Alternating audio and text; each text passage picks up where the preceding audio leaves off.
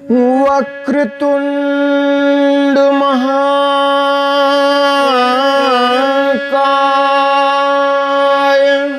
सूर्यकोटि समप्रभ निर्विघ्नं कुरु मे देव सर्वकार्येषु सर्वदा।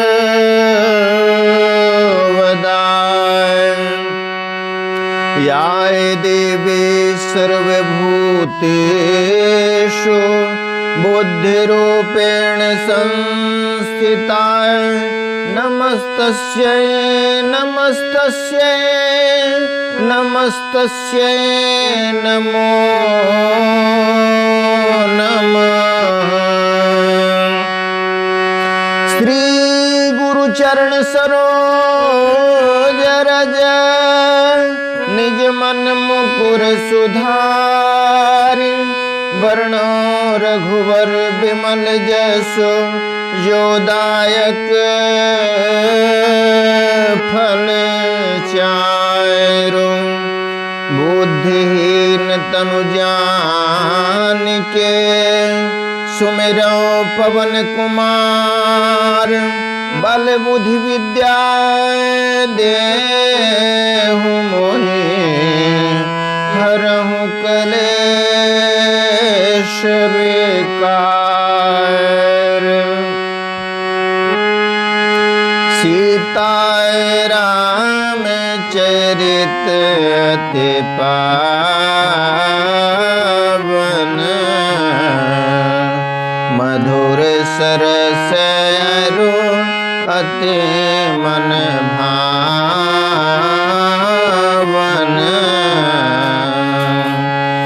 पुनि पुनि कहते नहु सुने सुनाए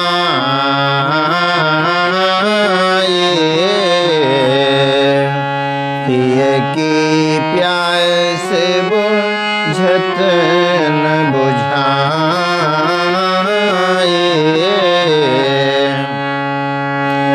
भरत प्रिय रामचंद्र के जय उमापति महादेव के जय पवन सुत हनुमान के जय। परम आदरणीय श्रोतागण सादर नमन। आशा करता हूँ आप स्वस्थ एवं प्रसन्न मुद्रा में होंगे। आज आपके समक्ष प्रस्तुत है श्री रामचरितमानस। इस प्रसंग में आज हम देखेंगे पार्वती मैया की प्रेम की परीक्षा होगी। पूर्व के प्रसंग में हमने देखा था प्रभु श्री राम स्वयं अवतरित होकर व्यक्तिगत रूप से भगवान भोलेनाथ से विनती करते हैं। उन्होंने भरपूर आग्रह किया है कि वे पार्वती जी से जाकर विवाह कर लें। और प्रभु श्री राम के आग्रह के बाद कि क्या प्रतिक्रिया होती है भोलेनाथ की, और इसके बाद सप्तर्षि ऋषियों का आगमन होता है और वे किस तरह से पार्वती जी के प्रेम की परीक्षा लेते हैं। आज का यह पावन प्रसंग, आइए चलते हैं आगे की ओर। कहे शिव जदपि उचित यस नाहि नाथ बचन पुनि मेट न जाहि। सिर धरे आए सो करिए तुम्हारा परम धर्म यह नाथ हमारा। जब प्रभु श्री राम ने भगवान भोलेनाथ से विनती की कि वे जाई विवाहु शैलजहि। शैल कुमारी पार्वती जी से विवाह कर लें। तब शिव जी ने कहा, यद्यपि ऐसा उचित नहीं है। उन्हें पूर्व जन्म का वह प्रसंग जब सीता जी का रूप धारण कर लिया था, पार्वती जी ने पूर्व जन्म में सती जी ने सीता मैया का रूप लिया था और सीता मैया भगवान भोलेनाथ की आराध्या ठहरी। इसलिए वह संकल्प यद्यपि जन्म तो बदल गया, लेकिन फिर भी पूर्व जीवन का प्रसंग भगवान भोलेनाथ को याद है और इसलिए मानसिक रूप से अंतर्मन से वे अभी भी उनसे विवाह करने के लिए इच्छुक नहीं दिखते। लेकिन आज्ञा तो हो गई है प्रभु श्री राम ने। इसलिए शिव जी ने कहा, यद्यपि ऐसा उचित नहीं है, परंतु स्वामी की बात भी मेटी नहीं जा सकती। हे नाथ, मेरा यही परम धर्म है कि मैं आपकी आज्ञा को सिर पर रखकर उसका पालन करूं। माय तु पिता गुरु प्रभु कै बानी, बिनहि विचार करिए शुभ जाने। तुम सब भांति परम हितकारी, आज्ञा सिर पर नाथ तुम्हारे। माता पिता और स्वामी की बात को बिना ही विचारे शुभ समझकर करना मानना चाहिए। फिर आप तो सब प्रकार से मेरे परम हितकारी हैं। हे नाथ, आपकी आज्ञा मेरे सिर पर है। प्रभु तो शिव सुनि शंकर बचना, भक्ति विवेक धर्म जुत रचना।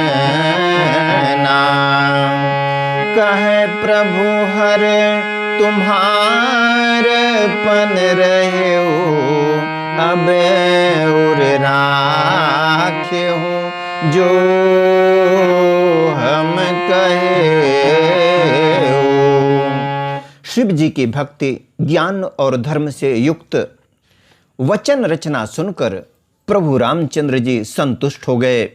प्रभु ने कहा, हे हर, आपकी प्रतिज्ञा पूरी हो गई। अब हमने जो कहा है उसे हृदय में रखना।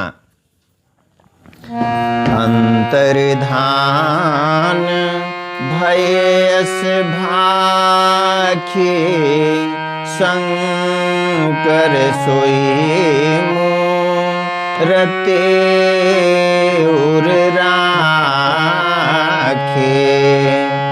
तबहि सप्तऋषि शिव पहियाए, बोले प्रभु अति वचन सुहाए। इस प्रकार कहकर श्री रामचंद्र जी अंतर्ध्यान हो गए। शिव जी ने उनकी वह मूर्ति अपने हृदय में रख ली। उसी समय सप्तर्षि शिव जी के पास आए। प्रभु महादेव जी ने उनसे अत्यंत सुहावने वचन कहे। क्या कहा उन्होंने? पार्वती पहि जाए तुम, प्रेम परीक्षा लेहु, गिरि प्रेरे पठयहु भवन, दूरी करहु संदेहु। आप लोग हे सप्तर्षियों, पार्वती के पास जाकर उनके प्रेम की परीक्षा लीजिए और हिमाचल को कहकर उन्हें पार्वती को लिवा लाने के लिए भेजिए तथा पार्वती को घर भिजवाइए और उनके संदेह को दूर कीजिए। ऋषि गौरे देखे तह कैसे, मूर्तिमंत तपस्या जैसी। बोले मुनि सुनो सैन कुमारी, करहूं कवन कारण तप भारी। ऋषियों ने वहां जाकर पार्वती जी को कैसी देखा, मानो मूर्तिमान तपस्या ही हूं। मुनि बोले, हे शैल कुमारी सुनो, तुम किस लिए इतना कठोर तप कर रही हो? कहीं अवराध हो काय तुम चाहू, हम सन सत्य मरम किन कहू। कहत बचन मनु अति सकुचाई, हंसे हूँ सुने हमारे जड़ताई। तुम किसकी आराधना करती हो और क्या चाहती हो? हमसे अपना सच्चा भेद क्यों नहीं कहती? पार्वती ने कहा, बात कहते मन बहुत सकुचाता है। आप लोग मेरी मूर्खता सुनकर हंसेंगे। मनोहठ परान सुनई सिखावा, चाहत बारी पर भीति उठावा। नारद कहा सत्य सोई जाना, बिनु पंखन हम चाहे उड़ाना। मन ने हठ पकड़ लिया है, वह उपदेश नहीं सुनता और जल पर दीवाल उठाना चाहता है। नारद जी ने जो कह दिया उसे सत्य जानकर मैं बिना ही पंख के उड़ना चाहती हूं। देखूं मुनि अबे को हमारा, चाहिए सदा शिवहि भरतारा। हे मुनियों, आप मेरा अज्ञान तो देखिए कि मैं सदा शिव जी को ही पति बनाना चाहती हूं। सुनत बचन बिहसे ऋषय, गिरि संभवे तब देह। नारद करे उपदेश सुनो, कहूँ बस्यो किस गे। पार्वती जी की बात सुनते ही ऋषि लोग हंस पड़े और बोले, तुम्हारा शरीर पर्वत से ही तो उत्पन्न हुआ है, भला कहो तो नारद का उपदेश सुनकर आज तक किसका घर बसा है? दक्ष सुतन उपदेश निजाई, तिन्हे फिर भवन न देखाया।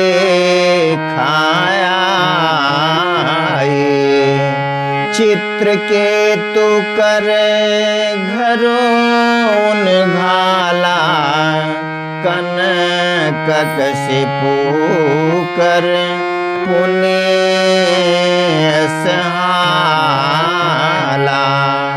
उन्होंने जाकर दक्ष के पुत्रों को उपदेश दिया था, जिससे उन्होंने फिर लौटकर घर का मुंह भी नहीं देखा। चित्रकेतु के घर को नारद जी ने ही चौपट किया। फिर यही हाल हिरण्यकशिपु का हुआ। नारद सिख जे सुनहि नर नारी, अवश्य होहि तजे भवन भिखारी। मन कपटे तन सजन चिन्हा, आप सरिस सब ही चहके ना। जो स्त्री पुरुष नारद की सीख सुनते हैं वे घर बार छोड़कर अवश्य ही भिखारी हो जाते हैं। उनका मन तो कपटी है, शरीर पर सज्जनों के चिन्ह हैं, वे सभी को अपने समान बनाना चाहते हैं। तहीं के बचन मान विश्वासा, तहीं के वचन मान विश्वासा, तुम चाहो पति सहज उदासा। निर्गुण नीलज कुबेश कपाली, अकुल अगेह दिगंबर ब्याली। उनके वचनों पर विश्वास मानकर तुम ऐसा पति चाहती हो जो स्वभाव से ही उदासीन, गुणहीन, निर्लज्ज, बुरे वेश वाला, नर कपालों की माला पहनने वाला, कुलहीन, बिना घर बार का, नंगा और शरीर पर सांपों को लपेटे रखने वाला है। कहु कवन सुख असबरु पाए, भले भूली हूँ ठग के बहुराए। पंच कहे शिव सती विवाही, पुण्य अवडेरी मराए निताही। ऐसे वर के मिलने से कहो तुम्हें क्या सुख मिलेगा। तुम उस ठग नारद के बहकावे में आकर खूब भूली भटक गई हो। पहले पंचों के कहने से शिव ने सती से विवाह किया था, परंतु फिर उसे त्याग कर मरवा डाला। अब सुख सोवत सोचु नहीं, भीख मागे भवे खाए। सहजे काकिन के भवन, कबहू की नारी खटाए। अब शिव को कोई चिंता नहीं रही, भीख मांगकर खा लेते हैं और सुख से सोते हैं। ऐसे स्वभाव से ही अकेले रहने वालों के घर भी भला क्या कभी स्त्रियां टिक सकती हैं। अजहूँ मानहूँ कहा हमारा, हमें तुम कहूँ बरु नेक विचारा। अति सुंदर सुचे सुखद सुशीला, गावहीं वेद जासो जस लीला। अब भी हमारा कहा मानो पार्वती, हमने तुम्हारे लिए अच्छा वर विचारा है। वह बहुत ही सुंदर, पवित्र, सुखदायक और सुशील है, जिसका यश और लीला वेद गाते हैं। दूषण रहित सकल गुण राशि, श्रीपतिपुर बैकुंठ निवासी। अस बरु तुम्हें मिलाऊ बयानी, सुनत बिहसे कह बचन भवानी। वह दोषों से रहित सारे सद्गुणों की राशि, लक्ष्मी का स्वामी और वैकुंठपुरी का रहने वाला है। हम ऐसे वर को लाकर तुमसे मिला देंगे। यह सुनते ही पार्वती जी हंसकर बोली, सत्य कहेहु गिरे भवे तनु एहा, हठे न छूट छूटे बरु देहा। कन कऊ पुनि पसाने ते हुए जाए रे सहजन परे हर सोए। आपने यह सत्य ही कहा कि मेरा यह शरीर पर्वत से उत्पन्न हुआ है, इसलिए हठ नहीं छूटेगा। शरीर भले ही छूट जाए, सोना भी पत्थर से ही उत्पन्न होता है, सो वह जलाए जाने पर भी अपने स्वभाव सुवर्णत्व को नहीं छोड़ता। नारद वचन मैं परिहराऊं, बसाऊ भवन उज रहो नहीं डराऊं। गुरु के बचन प्रति तिन जेहि, सपन सुगमन सुख सिद्धि। अतः मैं नारद जी के वचनों को नहीं छोड़ूंगी, चाहे घर बसे या उजड़े, इससे मैं नहीं डरती। जिसको गुरु के वचनों में विश्वास नहीं है, उसको सुख और सिद्धि स्वप्न में भी सुगम नहीं होती।